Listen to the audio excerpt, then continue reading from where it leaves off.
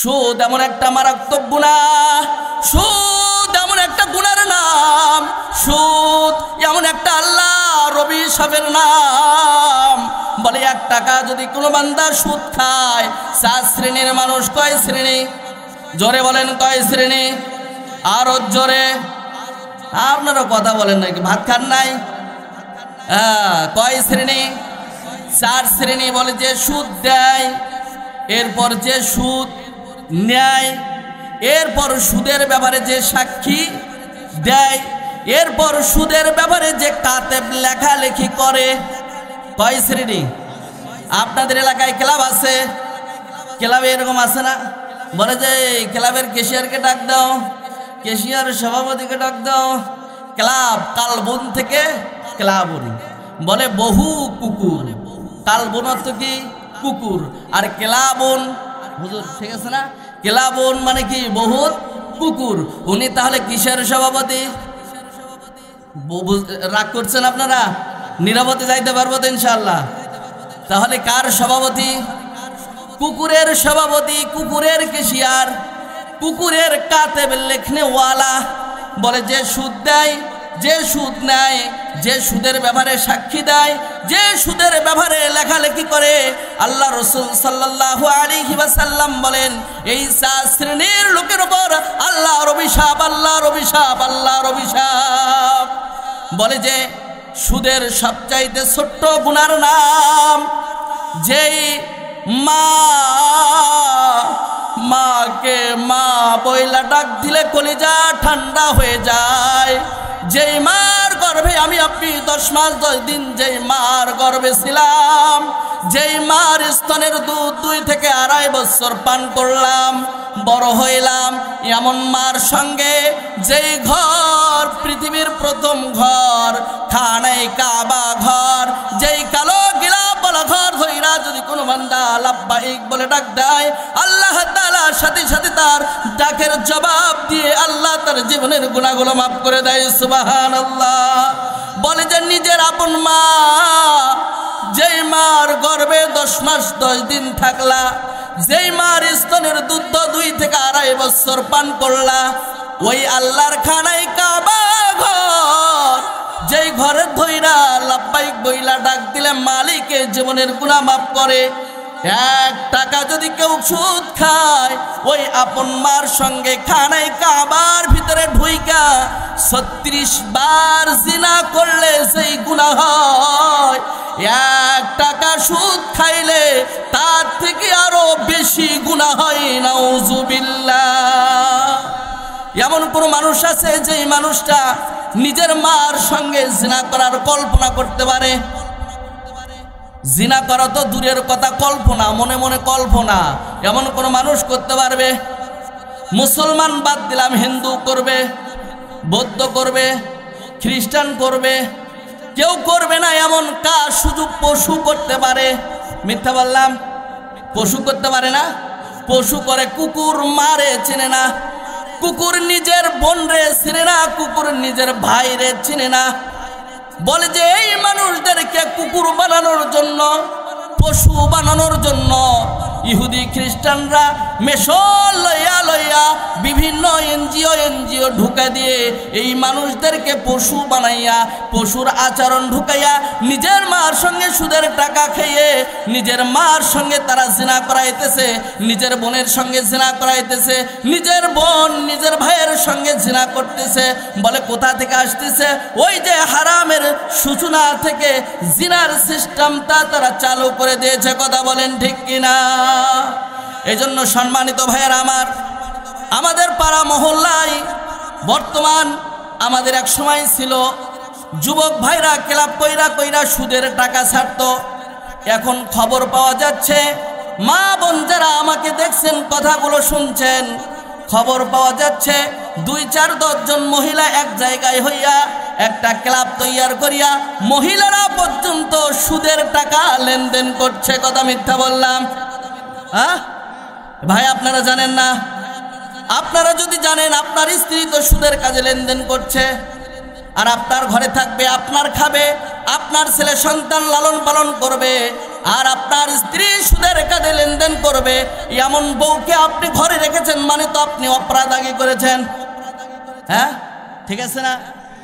আমার ঘরে থাকবি, আমার খাবি, আমার ছেলে সন্তানকে লালন পালন করবি, আবার সুদের কাজে তুই আমার ঘর থেকে সুদের টাকা লেনদেন করবি। এমন বউকে 6 তালাক দিতে কি দেরি হবে ভাই? হ্যাঁ, 3 তালাক বাদ দিলাম, কয় তালাক? 6 তালাক দিতে দেরি করা যাবে না মুসলমান হিসাবে।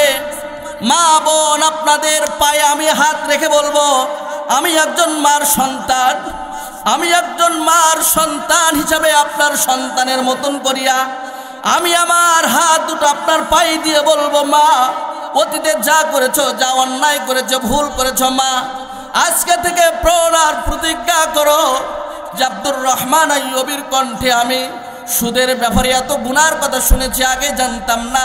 ও মালিক, তোমার গফফার নামের শানের ওসিলায় তুমি মাফ করো, আর সুদের কাজে আল্লাহ সুদের খাতায় নাম লেখাবো না, এমন যদি প্রণ আর প্রতিজ্ঞা মা তুমি করতে পারো, যুবক ভাইয়েরা করতে পারো, বৃদ্ধ বাবারা করতে পারো, আমি বিশ্বাস করি এই ঈদগার ময়দান থেকে বের হওয়ার আগে আগে আল্লাহ তাআলা গফফার নামের শানের ওসিলায় আল্লাহ তাআলা জীবনের গুনাহগুলো মাফ করিয়া, গুনাহগুলো নেকি দ্বারা পরিবর্তন করিয়া আল্লাহ তাআলা ঘরে ফিটাবে। সুবহানাল্লাহ। এই জন্য যুবক ভাইয়েরা যারা আমরা আছি, নিজে নিজে ইস্তিগফার করেন, নিজেকে নিজে ইসলাহ করেন, নিজেকেই নিজের সঙ্গেই নিজে পরামর্শ করেন। হে নফস, কত টাকা সুদ খাইনি, কত টাকা সুদের সঙ্গে লেনদেন করেছিস, এখনো কতজনের কাছে সুদের টাকা এখনো লাগানো আছে। কেউ দুনিয়ার কোনো মানুষ না জানলেও আমি আপনি জানি কি জানি না? হ্যাঁ, দুনিয়ার কোনো মানুষ জানে না, নিজের স্ত্রী জানে না, নিজের সন্তান জানে না, নিজের মা জানে না, নিজের বাবা জানে না, কিন্তু জানে কে? চিল্লায় বলেন, আরো জোরে বলেন, কে? আমার আল্লাহ কিন্তু ঠিকই জানে। আপনি যাই এই জায়গায় বৈশা ইস্তিগফার করেন, আল্লাহর কাছে তওবা করেন, মালিক আমি বুঝি নাই, জানি নাই, আল্লাহ সুদ খেয়ে ফেলেছি, আল্লাহ ইস্তিগফার করলাম, তওবা করলাম, মাফ করো। আল্লাহ তাআলা মাফ করে দিবেন।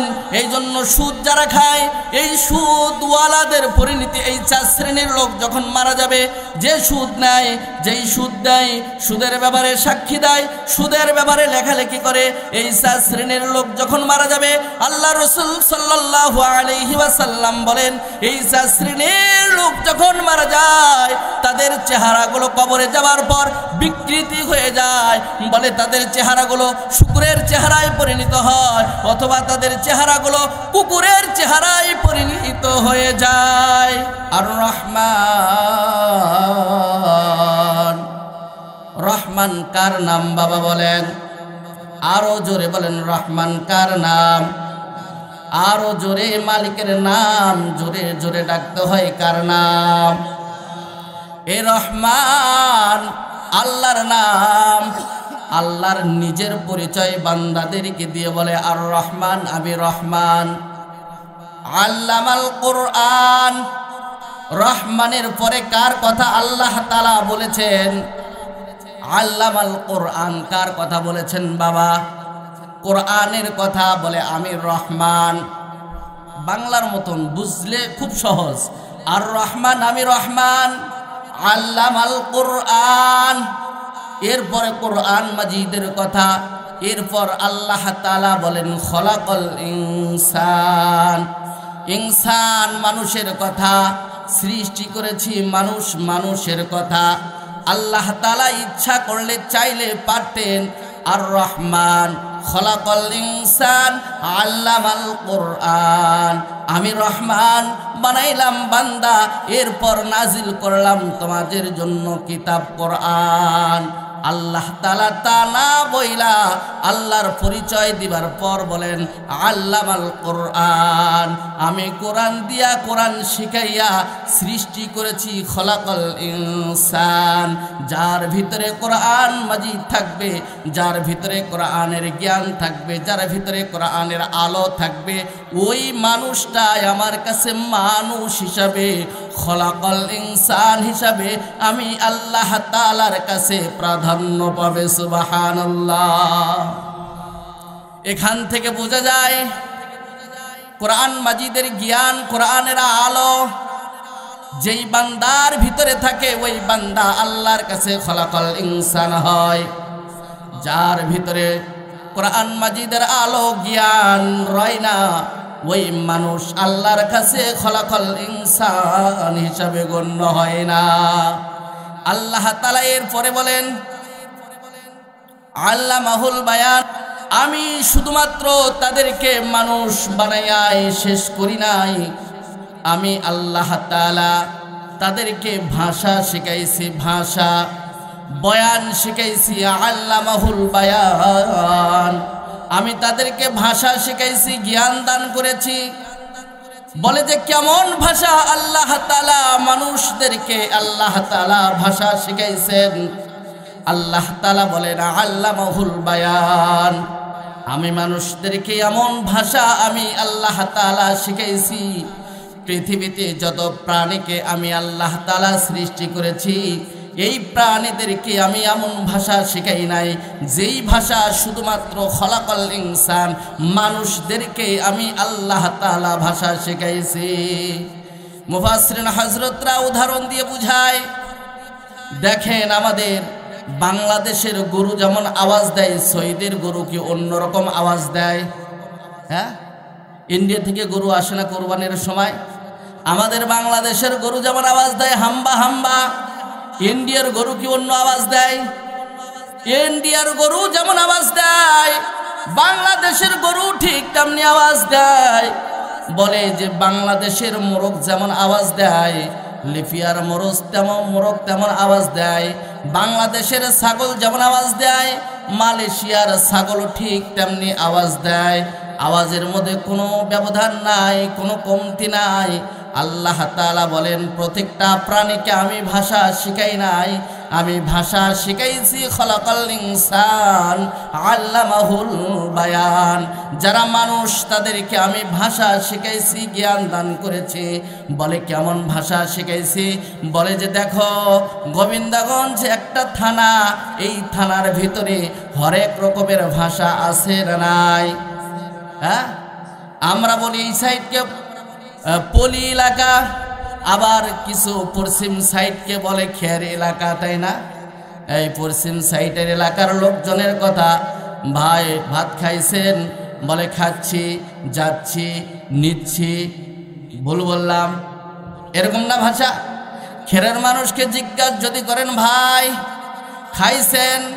বলে ভাত খাওছি, যাওছি, আসুছি, লেওছি, এমন কথা। এক গায়ে বান্দার ভিতরে, এক থানার ভিতরে হরেক রকমের কথা কে শিখাইছেন? জোরে বলেন, আরো জোরে বলেন, কে শিখাইছেন? বগুড়াতে যাইবেন অন্য রকমের কথা, গাইবান্ধা থেকে আপনি চট্টগ্রাম যাবেন, চট্টগ্রাম যাবার পর চট্টগ্রামের মানুষ জবানে কি বলে খোদার কসম আপনি দাঁড়ায় থাকবেন, হাবলার মতন হা করে তাকায় থাকবেন। তারা কি বলবে আপনি কিচ্ছু বুঝবেন না। আল্লাহ তাআলা বলেন আল্লামাহুল বায়ান, আমি ভাষা শিখাইছি মানুষকে, অন্য কোনো প্রাণীকে আমি আল্লাহ ভাষা শিখাই নাই, ভাষা শিখাইছি আমি রব্বে কারিম আল্লাহ। এই জন্য চট্টগ্রাম যাবেন, চট্টগ্রামের মানুষ কি বলে, কিভাবে কি বলে আপনি কিচ্ছু বুঝবেন না। ও ভাই কেন আসন খথুনা শুনছে অনেক হাইয়ুন না। এমন করে করে চট্টগ্রামের মানুষ যখন কথা বলবে, আমি এতক্ষণ যা বললাম কিছু বুঝেছেন? কিচ্ছু বুঝবেন না। বলে ভাই অনেক কেন আসন, কেমন আছেন? খথুনা শুনছে আপনি কোথা থেকে এসেছেন, কনে যাইবেন, আপনি কোথায় যাইবেন, কিল্লা শুনছে আপনি কেন আসলেন, এমন এমন রঙের কথা, এমন এমন রঙের ভাষা কে শিখাইছেন? জোরে চিল্লায় বলেন। সেখান থেকে নোয়াখালী যাবেন, নোয়াখালীর ভাষা আরেক রঙের আল্লাহ তাআলা শিখাইছেন। আমরা বলি 5 টাকা, ওনারা বলে হাঁস টাকা, আমরা বলি পানি, ওনারা বলে হানি দাও না, আরে হানি দাও। আপনার পাশে দাঁড়ায় থাকবেন, আমি আপনি দাঁড়ায় থাকবো, কিচ্ছু বোঝার শক্তি নাই।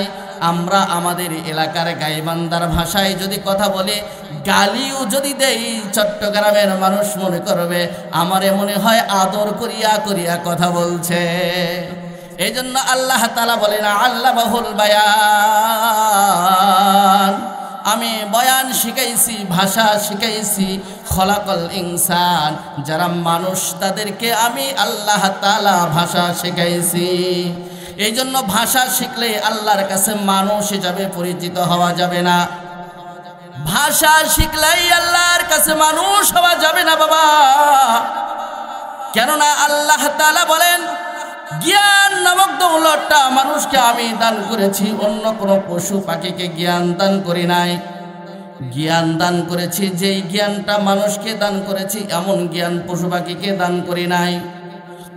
বলে কেমনে? বলে মানুষের ভিতরে বিবেক নামক আমি দৌলত দিয়েছি, বিবেক নামক শব্দ দিয়েছি।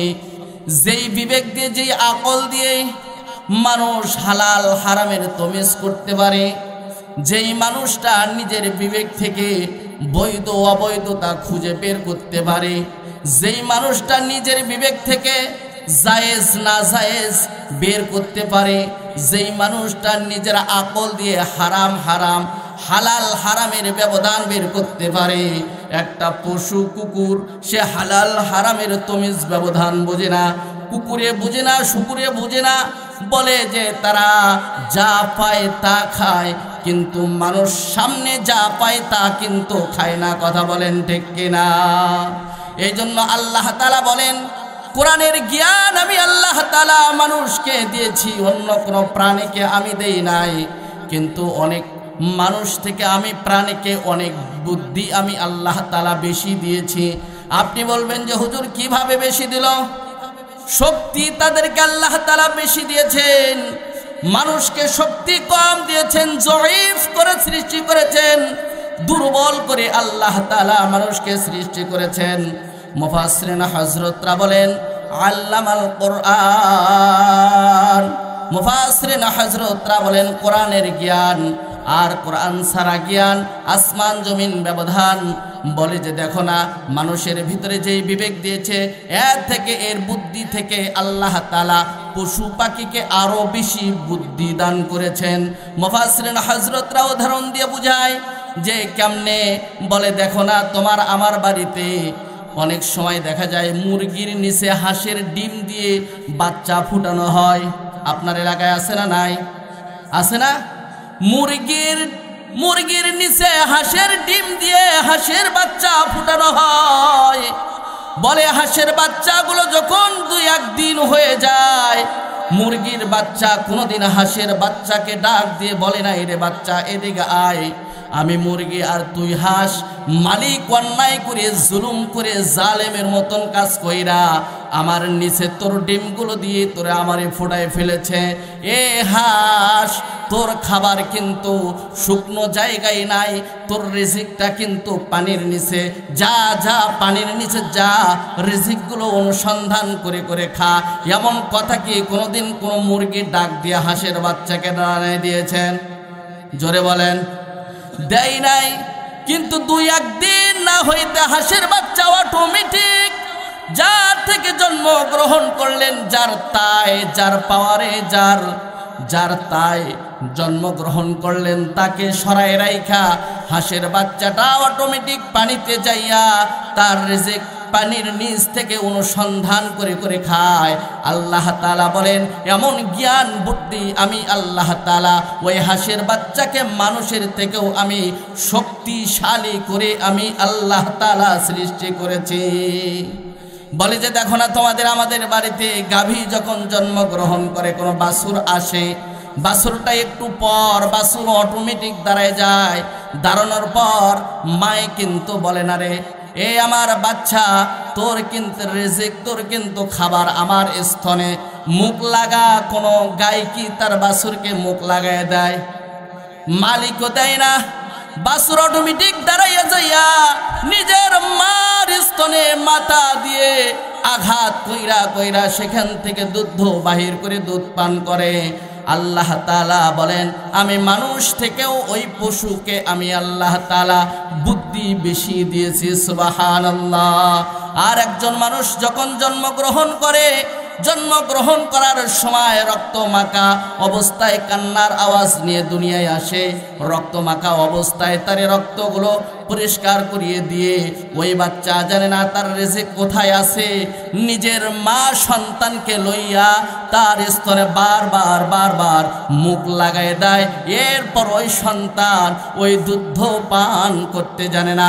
এরপর মা বারবার বারবার চেষ্টা করে সন্তানকে তার রিজিক কোথায় আছে এই জায়গাটা তাকে দেখায় দেয়। আল্লাহ তাআলা বলেন আমি বান্দাকে দুর্বল করে বানাইছি, দুর্বল করে বানাইছি, কিন্তু এই জ্ঞান আর বুদ্ধি আল্লাহ তাআলা মানুষ থেকেও আল্লাহ তাআলা অনেক জ্ঞান বুদ্ধি পশু পাখিকে আল্লাহ তাআলা দান করেছেন। বলে যে বাওই পাখি আপনারা চেনেন না?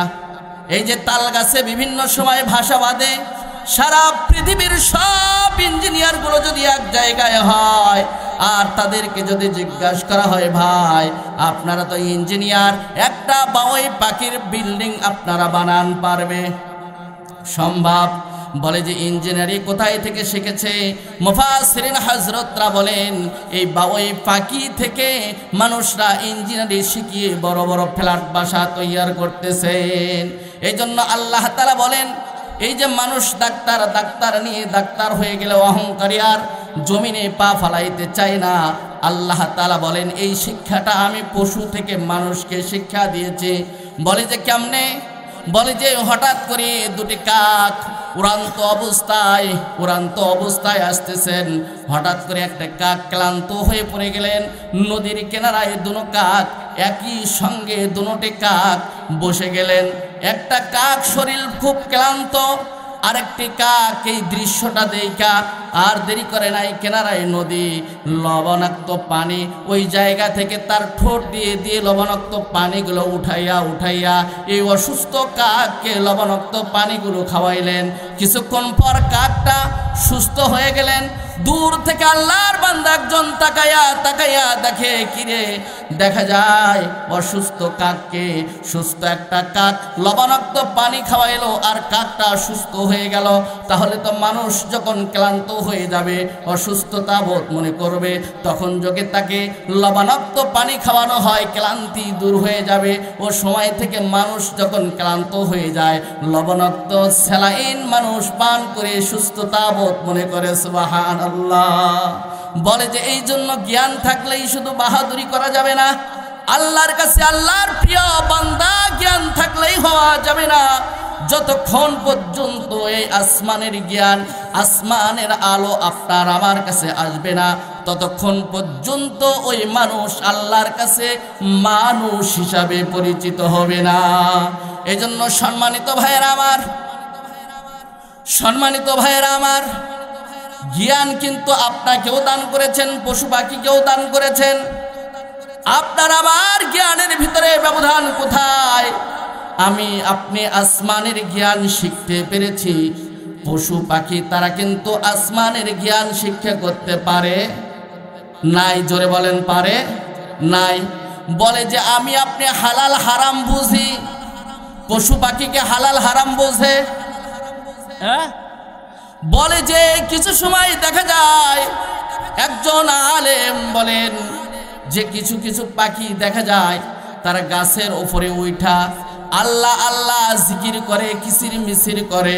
কিছুক্ষণ পর আবার তারা মাটির নিচে চলে আসিয়ে কুকুরের পায়খানা, মানুষের পায়খানা তারা খেয়ে আবার ঠোঁটগুলো মুছিয়ে আবার উড়াল দিয়ে গাছের ওপরে চলে যায়। আবার সেখানে যে পাখিগুলো কিসির মিসির করে ডাকে, এই যে পাখিগুলো আল্লাহর নাম লইলো, আবার পায়খানা খাইলো, আবারও আল্লাহর নাম লইলো, আবারও পায়খানা খাইলো। একাধিকবার যখন এমন ঘটনা ঘটে যায়, জিজ্ঞাসা করা হলো কি ব্যাপার? এরা পায়খানা খায়, আবার আল্লাহর নাম লয়, আবার পায়খানা খায়, আবার আল্লাহর নাম লয়। বলে যে দুনিয়ায় আখিরায় জামানে কিছু মানুষ আসবে, যেই মানুষগুলো 5 ওয়াক্ত নামাজ পড়বে, করবে, হজ করবে, যাকাত প্রদান করবে, এই মানুষগুলো নেক কাজ করবে, মানুষের সামনে দাড়ি টুপি পাঞ্জাবি পয়রা পয়রা ভালো ভালো কথা বলবে, আল্লাহ আল্লাহ বলবে, সকাল সন্ধ্যা আল্লাহর জিকির করবে, কিন্তু তাদের জীবনটা সুদে ভরা থাকে, তাদের জীবনটা সুদ নামক পায়খানা খায়। ওই পাখি যেমন পায়খানা খায় আর আল্লাহর জিকির করে, এই মানুষগুলো সুদ নামক পায়খানা খাবে আর নামাজ পড়বে আর ভালো ভালো কথা বলবে। কথা বলেন ঠিক কিনা?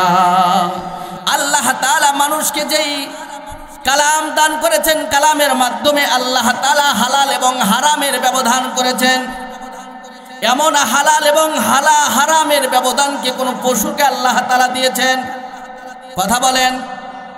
খাওয়ার লিস্টকে আল্লাহ তাআলা কোনো পশুকে দিয়েছে যে এইটা তোমার জন্য হালাল, এইটা তোমার জন্য হারাম? এমন কোনো কিতাবে, এমন কোনো সিরিয়াল লিস্ট আল্লাহ তাআলা পশু পাখিকে দেন নাই। যারা খলাকল ইনসান, আল্লাহর কাছে মানুষ হিসাবে পরিচয় দান করেছে, আল্লাহ তাআলা তাদের জন্য কিছু খাবার হালাল এবং হারাম আল্লাহ তাআলা করেছেন। সরকারে দো জাহান নবী মুহাম্মদুর রাসূলুল্লাহ সাল্লাল্লাহু আলাইহি ওয়াসাল্লাম বলেন, লা ইয়াদখুলুল জান্নাতা জাসাদুন গুযিয়া বিল হারাম। হারাম ভক্ষণকারীর শরীর আল্লাহর জান্নাতে প্রবেশ করবে না। বলে যেই শরীরের ভিতরে হারাম ঢুকবে, যেই শরীরের ভিতরে কি ঢুকবে? হারাম ঢুকবে, হারাম ভক্ষণ করবে। কেননা জান্নাত পাক পবিত্র একটা স্থান, এই পাক পবিত্র স্থানে অপবিত্র কোনো জিনিস আল্লাহ তাআলা প্রবেশ করতে দিবেন না। এই জন্য আল্লাহ তাআলা বলেন, আল্লাহ তাআলার হাবিব বলেন, মুহাম্মদুর রাসূলুল্লাহ সাল্লাল্লাহু আলাইহি ওয়াসাল্লাম বলেন, লা ইয়াদখুলুল জান্নাতা জাসাদুন গুযিয়া বিল হারাম। হারাম ভক্ষণকারীর আল্লাহর জান্নাতে কোনোদিন প্রবেশ করবে না। এজন্য সম্মানিত ভাইয়েরা আমার, আমরা যারা এখানে উপস্থিত আছি, আমাদেরকে বিভিন্ন কৌশলে বিভিন্নভাবে আমরা যে মুসলমান ইব্রাহিমী সন্তান, মিল্লাতে ইব্রাহিমী সন্তান হবার কারণে জান্নাতি তো মালিক ছিল আমাদের বাবা আদম। আমাদের বাবার বাসা ছিল কোথায়? কথা বলেন। তাহলে বাবার জায়গা সন্তানরা পায় না, অন্য কেউ পায়? সন্তানরাই তো উত্তরসূরি। আমরা তো সেই আদমী সন্তান, ইব্রাহিমী সন্তান, আমরা তো সেই জান্নাতে যাব। কিন্তু এর মাঝে কিছু আপনার আমার জন্য ইহুদি খ্রিস্টানরা তারা এমনভাবে ব্রিকেট দিয়ে ফেলেছে যে তাদের বাবার জায়গায় তাদেরকে ঢুকতে দেওয়া হবে না। অনেক সময় দেখা যায় জোরার পাওয়ারের কারণে, ক্ষমতা থাকার কারণে নিজের পৈতৃক সম্পত্তি হবার পরও ওই জায়গায়, নিজের জায়গায় নিজে দাঁড়াইতে পারে না। কথা বলেন ঠিক কিনা? আমি আপনিও সেই ইব্রাহিমী সন্তান, আদমী সন্তান। আমরাও যাব সোজা আব্বার জান্নাতে, বাবার বাসায় জান্নাতে। কিন্তু ইহুদি খ্রিস্টান নাস্তিক মোত্তাদরা তাদের চিন্তা, তাদের বাবার জান্নাতে ঢুকতে দেওয়া যাবে না। বলে কেমনে জান্নাতে যাওয়া দিবে না? ব্রিকেট কেমনে দেওয়া যায়? বলে এই মুসলমানি বাচ্চাদেরকে, ইব্রাহিমী সন্তানদেরকে, আদমী সন্তানদেরকে কেমনি করে হারাম তাদের ভিতরে ঢুকানো যায়। আর হারাম যদি ঢুইকা ফেলাই ভিতরে, তাহলে ওই শরীর কোনোদিন কোনো অবস্থায় আল্লাহর জান্নাতে প্রবেশ করবে না। এই মিশন নিয়ে ইংরেজরা সেই সময় থেকে আমাদের পিছে লেগেছে বাবা। আজকের ঘটনা নয়। ইংরেজ যখন এই দেশ শাসন করত সেই সময় থেকে মুসলমানদের পিছু লেগেছে ওই ইংরেজদের লাল কুত্তা বাহিনী। কথা বলেন ঠিক কিনা? সেই সময় থেকে বিভিন্ন এনজিওর মাধ্যমে মুসলমানদেরকে সুদের একটা গুনাহ, সুদের একটা নাপাকি খাওয়ানোর জন্য প্রচেষ্টা তখন থেকে তারা চালায় যাচ্ছে। বিভিন্ন এনজিও আপনাদের এলাকায় আছে নাকি? গ্রামীণ ব্যাংক, আশা ব্যাংক, ঠেঙ্গমারা, হাজার রকমের ব্যাংক দিয়ে কিন্তু আমাদের সমাজে এখন ভরা। কথা ঠিক কিনা? এমন লোক আমাদের সমাজে এখন আছে যেই লোকটা সকালেও সুদের টাকা খেয়ে ঘর থেকে চা খেয়ে বের হয়, সারাদিন সুদের কাজে লেখালেখি করিয়ে আবার বাসায় যখন আসে সুদের টাকার খাবার খেয়ে আবার আল্লাহর নিয়ামতের ঘুম দেয়। এরকম লোক আছে না নাই? আবার ওই লোকের এমন পাওয়ার আর ক্ষমতা সমাজে চলে, বলে যে আমারে চেনো, কলার ঝোকায় আর বলে আমারে চিনো, আমি কে, আমার টাকা না হইলে এই গ্রামের কোনো মানুষ চলতে পারবে না। নাই, বলে যে আমার টাকা না নিলে উমুকের মেয়ে বিয়ে হয় না, আমার টাকা নিয়ে বিয়ে হয়েছে। উমুকে করিমুল্লার বাপ আমার সুদের টাকা আমার থেকে না নিলে কুরবানি দিতে পারে না, সম্মান থাকে না। না, এরকম কত মানুষ আছে নিজের সম্মান, নিজের ওয়াইফকে ওজন রাখার জন্য, টিকে রাখার জন্য, জামাই মেয়ে কি বলবে কোরবান যদি না দেই, সুদের ওপরে টাকা লইয়া কোরবান দেয়, কোরবান হবে। ফতুয়া আপনি দেন, হবে? কোরবান তো হবেই না, শুধু খাওয়াটা ফাও হবে। ভাইয়ের আমার বুঝাইতে চেয়েছিলাম আমি, মুসলমানদেরকে কিভাবে নাপাকি খাওয়াইয়া তাদের জিসিমটা হারাম বানাইয়া আল্লাহর জান্নাত থেকে সরাইয়া জাহান্নামে ঢুকানো যায়। ডক্টর ইউনুস তার একটা ডিগ্রি নিয়ে মুসলমানদেরকে সুদ খাওয়াইয়া খাওয়াইয়া সে একটা মেডেল পর্যন্ত পেয়েছে। কথা বলেন ঠিক কিনা? বলে মানুষকে জাহান্নামে নিবার জন্য মেডেল পায়, আর যেই মানুষগুলো মানুষদেরকে জাহান্নাম থেকে ফিরাইয়া ফিরাইয়া আল্লাহর জান্নাতে লয়, এদের হাতে হাত করি লাগাইয়া, হাতের বেরি লাগাইয়া, রশি কোমরে বাঁধিয়া তাদেরকে কারাগারে বন্দী রাখে। কথা বলেন ঠিক কিনা? বলে ডাক্তার জাকির নায়েক সুদ খাওয়াইয়া মানুষদেরকে জাহান্নামের ভিতরে ঢুকায়, আর আল্লামা মামুনুল হক মানুষকে নসিহত কইরা সুদ থেকে ফিরাইয়া ফিরাইয়া মানুষদের জিসিমগুলো পাক কইরা কইরা পবিত্র বানাইয়া বানাইয়া আল্লাহর জান্নাতে ঢুকায়। জান্নাতি ঢুকানো বান্দাদেরকে কারাগারের ভিতরে ঢুকায় রাখে, আর যেই মানুষগুলো জাহান্নামের ভিতরে বান্দাদেরকে ঢুকায় ওই মানুষগুলোকে মেডেল দিয়ে দিয়ে পুরস্কার করা হয়। বোঝা গেল ওই লাল বাহিনীদের ইশারায় তারা চলে, যার কারণে এই কাজগুলো করে। কথা বলেন ঠিক কিনা? ভাইরা আমার বলতে চেয়েছিলাম, সুদ এমন একটা মারাত্মক গুনাহ, এই সুদটা মনে হয় আপনাদের এলাকায় নাই, কোনো মানুষ মনে হয় খায়নার সাথে জড়িত নাই না? আপনাদের এলাকার মানুষ সব জান্নাত থেকে আসছে, আমার এলাকায় আছে। হায় হায়, প্রত্যেকটা ঘরে ঘরে সুদ, সুদ ছাড়া কোনো কথা নাই। বলে 10 টাকা সকালে যদি কাউরে দেয়, বলে বিকেলবেলা 15 টাকা দিতে হবে, এরকম আছে। শতকরা সুদের উপরে টাকা লাগায়, হাজারে সুদের টাকা লাগায়, বলে সিজনে সুদের উপরে টাকা লাগায়, বাৎসরিক সুদের টাকা লাগায়। এমন ঘটনা আমি নিজে কানে শুনেছি। নিজের বাবা সন্তানকে ডাক দেয়, বাবা এদিকে আসো, এই যে সুদের লিস্ট দেখো, অমুক থেকে টাকা পাই, সুদের টাকা কেমনে উসুল করতে হয়। নিজের সন্তানকে খাতা কলম লইয়া নিজের সন্তানকে সুদের টাকা উসুলের সিস্টেম শেখায়। এই বাবা নামক বাবা নয়, এই বাবা নামক জালেম সন্তানকে জাহান্নামে ঠেলে দেয়। আছে না নাই? নিজের সন্তানকে সুদের টাকার সিস্টেম শিখায়। কিন্তু মুসলমান হিসাবে, মুসলমানের বাচ্চা, মুসলমান আমার বাবা, মুসলমান আমার দাদা, এই মুসলমান হিসাবে মুসলমানের সন্তানকে জাকাতের টাকার সিস্টেম শেখানোর দরকার ছিল। বাবা মাল যদি এত হয়ে যায়, জাকাত ফরজ হয়ে যায়, শতকরা এত টাকা জাকাত প্রদান করতে হয়, হাজারে এত টাকা জাকাত দিতে হয়। এই যে ওসর আসে যায়, ওসরে এত মনে এত মন ধান দিতে হয়, বাবা এতকে এত ওসর দিতে হয়, ফিতরা এমন সিস্টেমে দিতে হয়, দান খয়রাত এভাবে করতে হয়। মুসলমানের সন্তান নিজের সন্তানকে ধর্মীয় জ্ঞানগুলো শিক্ষা দেওয়ার জন্য রাজি নয়। নিজের সন্তানকে কিভাবে সুদের টাকা লেনদেন করতে হয় তা শিখায়, নিজের সন্তানকে কিভাবে ঘুষের টাকা নিতে হয় তা মুসলমানের ঘরের সন্তান, মুসলমানের ঘরের সন্তান হইয়া নিজের সন্তানকে তার শিক্ষা দেয়। এই বাবা নামক বাবা নয়, এই বাবার মতন পৃথিবীতে আর জালেম বাবা দুনিয়াতে আর কেউ হতে পারে না। কথা বলেন ঠিক কিনা? এই জন্য সম্মানিত ভাইয়েরা আমার, এই সুদ এমন একটা গুনাহ, মারাত্মক গুনাহ। বলে যে সুদের সব চাইতে ছোট্ট গুনাহ, সুদের সব চাইতে ছোট্ট গুনাহ, এর চাইতে আর ছোট্ট কোনো গুনাহ নাই। এমন একটা গুনাহ সরকারি দু জাহান নবী মুহাম্মদুর রাসূলুল্লাহ সাল্লাল্লাহু আলাইহি ওয়াসাল্লামের কথাকে মিথ্যা, জোরে বলেন। সন্দেহ আছে পিসের ভাইয়েরা? কোনো সন্দেহ নাই। সন্দেহ যদি থাকে ঈমান থাকবে।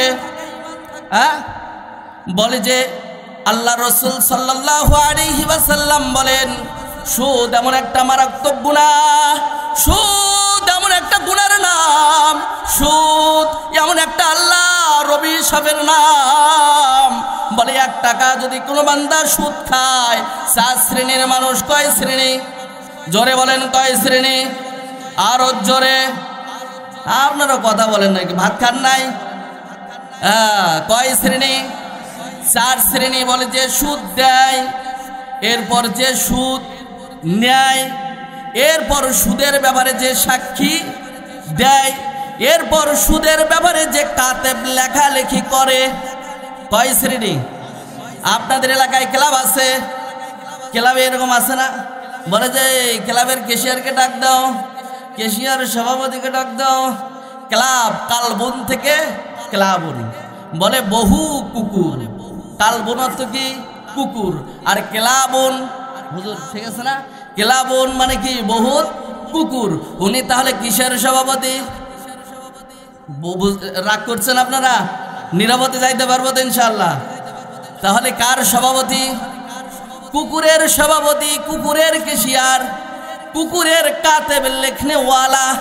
বলে যে সুদ দেয়, যে সুদ নেয়, যে সুদের ব্যাপারে সাক্ষী দেয়, যে সুদের ব্যাপারে লেখালেখি করে, আল্লাহ রাসূল সাল্লাল্লাহু আলাইহি ওয়াসাল্লাম বলেন, এই 4 শ্রেণীর লোকের উপর আল্লাহর অভিশাপ, আল্লাহর অভিশাপ, আল্লাহর অভিশাপ। বলে যে সুদের সবচাইতে ছোট্ট গুনার নাম, যেই মাকে মা বইলা ডাক দিলে কলিজা ঠান্ডা হয়ে যায়। যেই মার গর্ভে আমি আপনি 10 মাস 10 দিন যেই মার গর্ভে ছিলাম, যেই মার স্তনের দুধ 2 থেকে 2.5 বছর পান করলাম, বড় হইলাম, এমন মার সঙ্গে যেই ঘর পৃথিবীর প্রথম ঘর, খানায়ে কাবা ঘর, যেই কালো গিলাপ বলা ঘর ধইরা যদি কোনো বান্দা লাব্বাইক বলে ডাক দেয়, আল্লাহ তাআলা সাথে সাথে তার ডাকের জবাব দিয়ে আল্লাহ তার জীবনের গুনাহগুলো মাফ করে দেয়। সুবহানাল্লাহ। বলে যে নিজের আপন মা, যেই মার গর্ভে 10 মাস 10 দিন থাকলা, যেই মার স্তনের দুধ 2 থেকে 2.5 বছর পান করলা, ওই আল্লাহর খানায় কাবা ঘর, যেই ঘরে ধইরা লাব্বাইক বইলা ডাক দিলে মালিকে জীবনের গুনাহ মাফ করে। 1 টাকা যদি কেউ সুদ খায়, ওই আপন মার সঙ্গে খানায় কাবার ভিতরে ঢুইকা 36 বার জিনা করলে সেই গুনাহ হয়। 1 টাকা সুদ খাইলে তার থেকে আরো বেশি গুনাহ হয়। নাউজুবিল্লাহ। এমন কোন মানুষ আছে যেই মানুষটা নিজের মার সঙ্গে জিনা করার কল্পনা করতে পারে? জিনা করা তো দূরের কথা, কল্পনা, মনে মনে কল্পনা এমন কোন মানুষ করতে পারবে? মুসলমান বাদ দিলাম, হিন্দু করবে, বৌদ্ধ করবে, খ্রিস্টান করবে, কেউ করবে না এমন কাজ শুধু পশু করতে পারে। মিথ্যা বললাম? পশু করতে পারে না?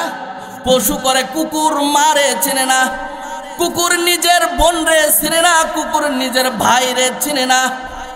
বলে যে এই মানুষদেরকে কুকুর বানানোর জন্য, পশু বানানোর জন্য ইহুদি খ্রিস্টানরা মেশল লইয়া লইয়া বিভিন্ন এনজিও ঢুকা দিয়ে এই মানুষদেরকে পশু বানাইয়া, পশুর আচরণ ঢুকাইয়া, নিজের মার সঙ্গে সুদের টাকা খেয়ে নিজের মার সঙ্গে তারা জিনা করাইতেছে, নিজের বোনের সঙ্গে জিনা করাইতেছে, নিজের বোন নিজের ভাইয়ের সঙ্গে জিনা করতেছে।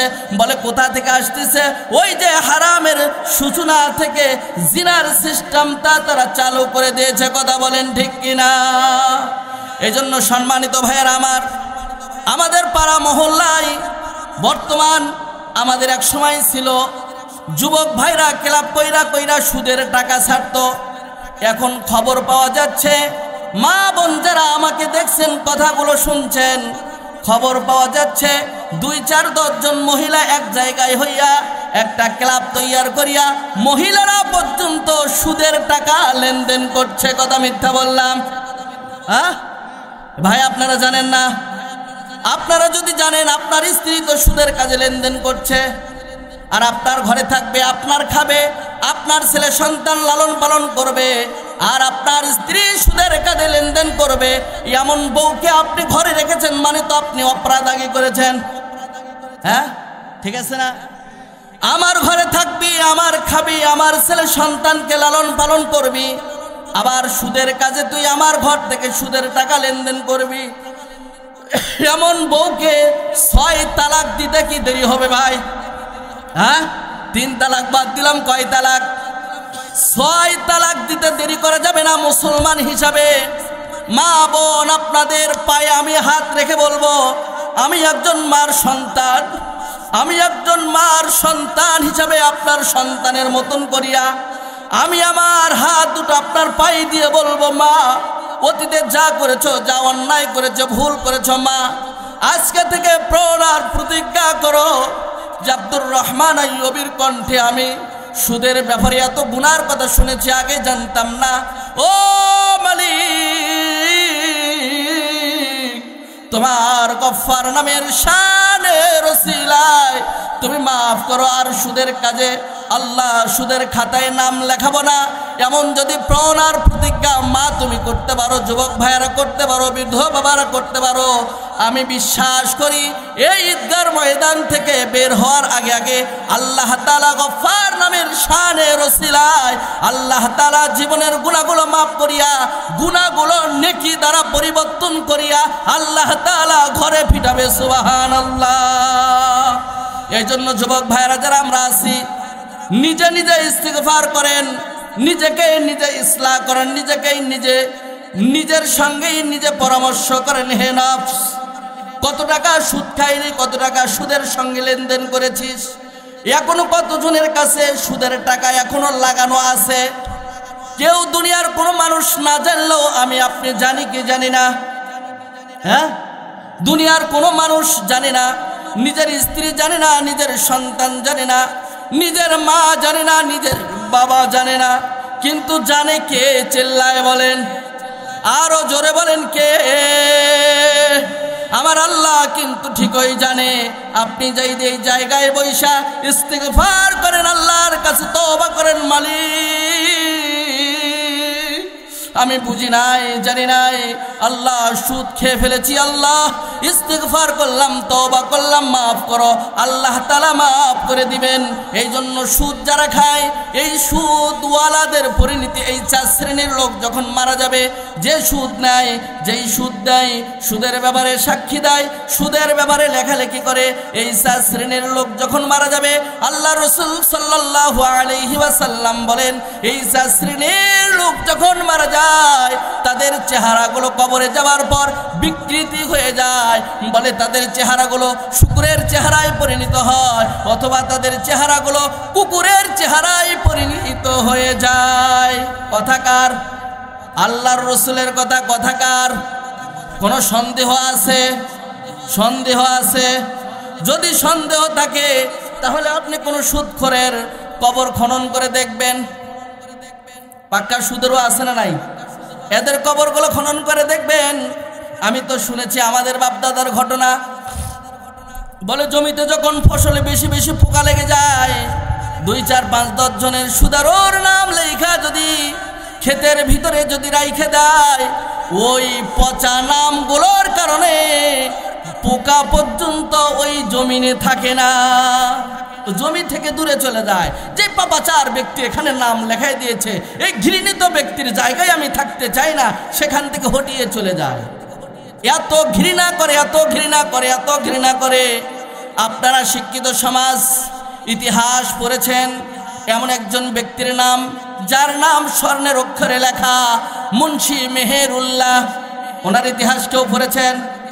এই মুন্সি মেহেরুল্লাহর ঘটনা বলছি।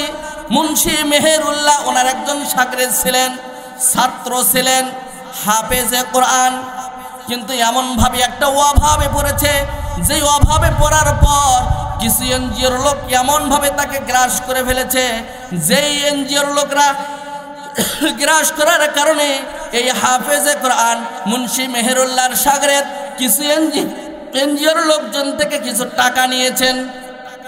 টাকা নিবার পর সময় মতো দিতে না পারলে এনজিওর লোকেরা কি করে, ঘরে যদি গরু বাছুর থাকে তা বের করে নিয়ে যায় না, রেখে দেয়। এরকম ঘটনা আছে না? এমনও ঘটনা আছে ঘরের চাল পর্যন্ত খুলে নিয়ে যায়। বলে মুন্সি মেহেরুল্লাহর সাগরের টাকা নিয়েছে, সময় মতন টাকা দিতে পারে নাই, তার ঘরে যা যা জিনিস আসবাবপত্র ছিল তা বের করে নিয়েছে। পরের কিস্তিতে যখন আবারও এসেছে দিতে পারে নাই, বলে যে ঘরের চালের টিন ছিল, টিন খুলে নিয়েছে। মুন্সি মেহেরুল্লাহর সাগরেদ কিচ্ছু বলে নাই, কেননা নিজে টাকা দিতে পারে নাই, কি আর করার আছে, যা ইচ্ছা তা তারা নিয়ে যাবে, বলে নাই। এর পরের বার আবার কিস্তি নিতে এসেছে, টাকা পরিশোধ করতে পারে নাই। ইতিহাসে স্বর্ণের অক্ষরে লিখে রেখেছেন, বলে ওই এনজিওর লোকেরা মুন্সি মেহেরুল্লাহর সাগরেদের স্ত্রীর গায়ে হাত দিয়েছে। যখন আপনার আমার স্ত্রীর ওপর যদি কোনো মানুষ চোখের সামনে যদি হাত দেয়, তার হাত কি সোজা রাখবেন? হ্যাঁ, মাথা খারাপ হয়ে যাবে না? মুন্সি মেহেরুল্লাহর সাগরেদের চোখের সামনে এনজিওর লোক যখন হাত দিয়ে ফেলেছে, মুন্সি মেহেরুল্লাহর সাগরেদের মাথা গরম হইয়া পাশেই গরু বাঁধা খাটে ছিল, এই খাটা দিয়ে মুন্সি মেহেরুল্লাহর সাগরেদ এনজিওর লোকের মাথায় আঘাত করেছে। আঘাত করার সঙ্গে সঙ্গে ঘটনাক্রমে এনজিওর লোক সেখানেই ইন্তেকাল করে ফেলেছেন। ইন্তেকাল করে ফেলেছে, খবর চতুর্দিকে ছড়ায় গেল। কি হয়েছে, কি হয়েছে? বলে মুন্সি মেহেরুল্লাহর ছাত্র একজন এনজিও কর্মকর্তাকে হত্যা করে ফেলেছে। বলে যে হুজুররা কি শিক্ষা দেয়, মানুষকে হত্যা করার শিক্ষা দেয়, নানান কথা নানান গুজব ছুটে পড়েছেন। দেখেন না, আপনার সমাজে যদি কোনো মাদ্রাসার ছাত্র যদি লেখাপড়া করে, গ্রামে আইসা যদি এক ওয়াক্ত নামাজ যদি না পড়ে, আলোচনা সমালোচনা হয় কিনা? কিন্তু নিজে যে এক ওয়াক্ত নামাজ পড়ি না, তার সমালোচনা কেউ করে না, ঠিক আছে না? বলে মুন্সি মেহেরুল্লাহর সাগরেদ এনজিওর কর্মকর্তাকে হত্যা করে ফেলেছেন। খবর চতুর্দিকে ছড়ায় গেল, হাজার হাজার মানুষ এসে গেল, তাকে যেভাবেই হোক কবর খনন করিয়ে দাফন করা হইল। এই খবর এনজিওর অফিস পর্যন্ত, হেড অফিস পর্যন্ত চলে গেল। হেড অফিস থেকে যোগাযোগ করলো, কি ব্যাপার, আমাদের লোককে কেন হত্যা করা হইল, আর আমরা সঠিক তদন্তের মাধ্যমে বিচার চাই, বিচার করা হবে। বলে অমুক দিন অমুক সময় আমরা সকলে মিলে এসে আমরা তার বিচার করব। তারা লোকজনরা আসলো, মুন্সি মেহেরুল্লাহকে ডাকা হইল। মুন্সি মেহেরুল্লাহ, আপনার সাগরেদ আমাদের কর্মকর্তাকে হত্যা করেছে, তার বিচার হবে, আপনি আসেন। মুন্সি মেহেরুল্লাহ মাথাটা নিচের দিক দিয়ে বলে, আমার কোনো ছাত্র, আমার কোনো সাগরেদ এনজিওর কোনো কর্মকর্তাকে হত্যা করে নাই। কথা সত্য না মিথ্যা? কেমনি সত্য? হত্যা তো করেই ফেলেছে।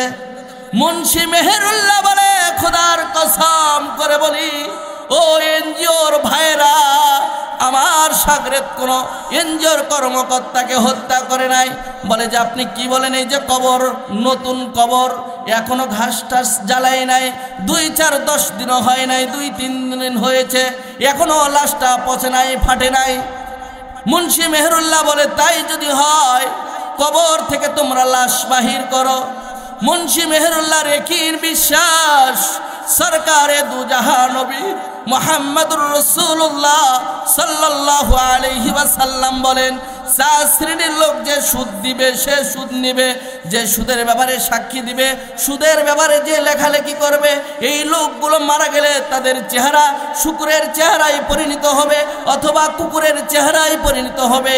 যদি এইটাই হয়, আমার সাগরেদ একজন এনজিও কর্মকর্তা সুদারুকে হত্যা করেছে, আমার ছাত্র তো কোনো মানুষকে হত্যা করে নাই, একজন কুকুরকে হত্যা করেছে অথবা একটা শুকুরকে হত্যা করেছে, আমার সাগরেদ তো কোনো মানুষকে হত্যা করে নাই।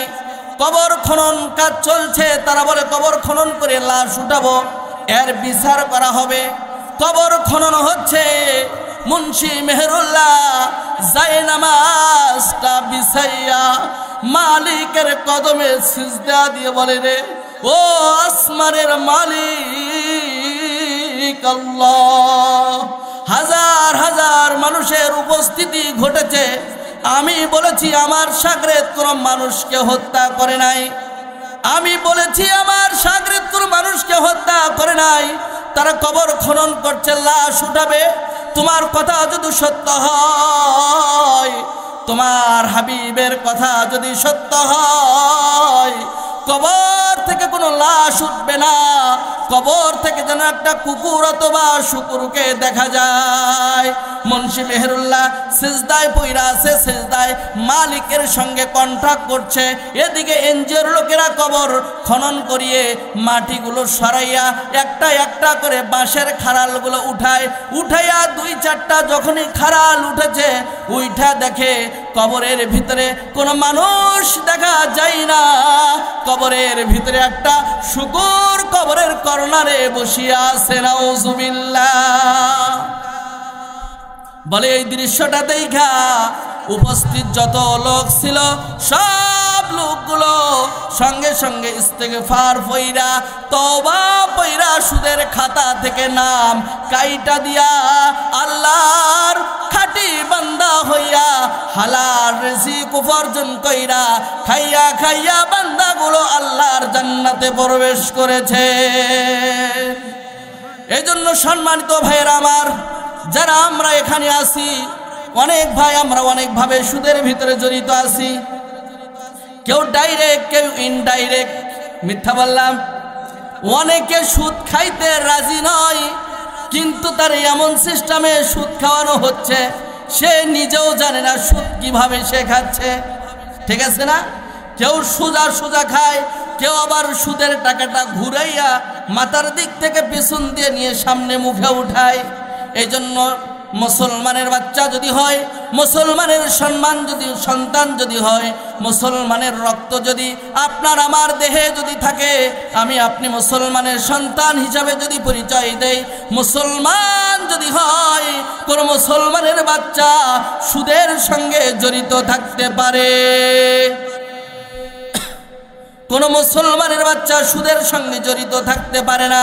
কিন্তু দেখা যায় আমাদের সমাজে কোনো মানুষ যদি জিনা করে, এই জিনাখোরের বিচার করার জন্য আমাদের পাড়া মহল্লার অনেক সুদারু যারা সুদ খেয়ে খেয়ে নিজে প্রভাবশালী হয়েছে, ওই প্রভাবটা ওই জিনাকারের ওপর আসিয়ে প্রভাবটা খাটাইতে চায়।